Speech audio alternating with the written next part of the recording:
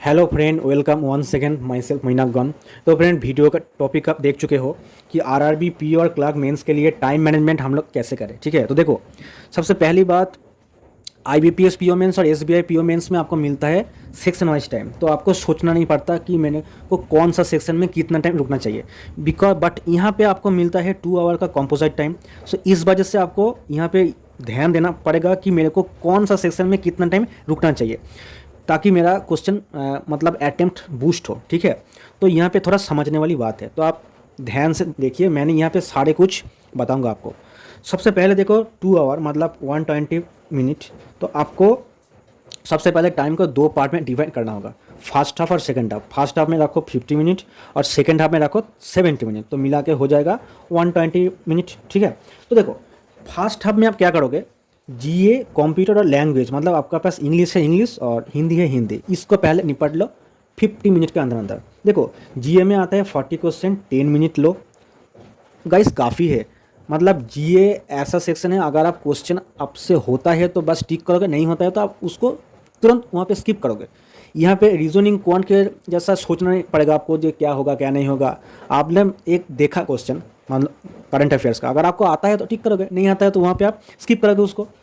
देखो, कंप्यूटर में देखो, उसके बाद 40 क्वेश्चन आते हैं, सेम चीज़ यहाँ पे, अगर क्वेश्चन आपसे होता है बनता है तो आप टिक करोगे, बिकॉज ये दोनों क्या होता है, थ्योरी बेस्ड होता है। तो अगर आपसे आता है तो आप टिक करोगे, नहीं आता है तो आप वहाँ पे तुरंत उसको स्किप करके भाग जाओगे। तो इस वजह से इस दोनों सेक्शन को टाइम थोड़ा कम दो।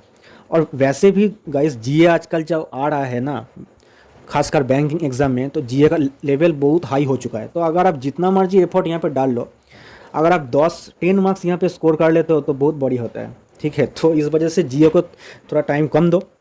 और देखो, यहाँ पे आपके पास जो लैंग्वेज है, मतलब इंग्लिश है इंग्लिश, हिंदी है हिंदी, 40 क्वेश्चन आता है तो 30 मिनट ले लो। हालांकि टाइम बहुत ज़्यादा दे दिया मैंने, इतना टाइम नहीं लेना चाहिए आपको। तो ठीक है, अगर आप इसको थोड़ा जल्दी जल्दी कर लेते हो, मतलब 20 मिनट की 25 मिनट, तो आप यहाँ से थोड़ा बहुत टाइम खींच के यहाँ पे डाल सकते हो। ठीक है, तो ये हो गया फर्स्ट हाफ के बाद। आप देखो सेकंड हाफ की कहानी। तो देखो, सेकंड हाफ में आपको मिलता है 70 मिनट। सबसे पहली बात, यहाँ पे मैंने जो दोनों सेक्शन का नाम लिया है ना, ये दोनों सबसे ज़्यादा स्कोरिंग पेपर है। अगर आपको एग्ज़ाम क्वालिफाई करना होगा तो आपको इस दोनों सेक्शन के मार्क्स खींचना पड़ेगा, बिकॉज रीजनिंग में हर एक क्वेश्चन का मार्क्स होता है 1.25, क्वांट में भी हर एक क्वेश्चन का मार्क्स होता है 1.25। ठीक है, यहाँ पर मार्क्स होता है 0.5, और यहाँ पर भी 1 मार्क्स होता है, यहाँ पर भी 1 मार्क्स होता है। तो इस दोनों सेक्शन देखो, अगर आप एक क्वेश्चन टिक करोगे तो आपको मिलेगा 1.25 मार्क्स। तो आप सोच सकते हो कितना भारी भरकम सब्जेक्ट है ये। तो देखो, आप 70 मिनट को आप यहाँ पे डिवाइड कर लो 30 और 40 में। ओके, मतलब 30 मिनट और 40 मिनट।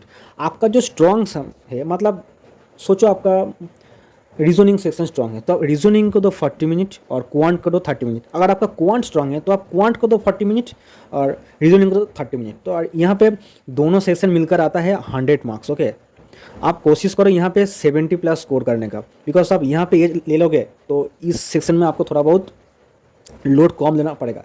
हालांकि अगर आप इंग्लिश लेते हो तो आरआरबी क्लर्क मेंस का इंग्लिश आसान होता है, आप आसानी से 40 में से 25 प्लस स्कोर कर पाओगे। अगर आप इस दोनों सेक्शन में 70 खींच लेते हो और लैंग्वेज से 25, तो आपका हो गया 95।